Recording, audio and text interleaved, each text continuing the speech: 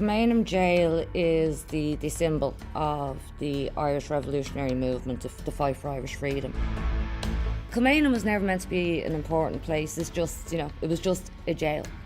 But it opened in 1796. 2 years later, you have the 1798 rebellion, and almost immediately, Kilmainham jail becomes associated with rebels. 1803, Robert Emmet is held there. 1848, Young Islanders. 1867, the Fenians, and then we come up to 1916.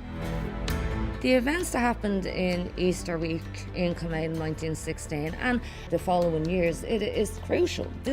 These events led to our state being founded, and what it showed to the world, to the Irish people, is that these men, these people were willing to sacrifice their lives for the future of their country.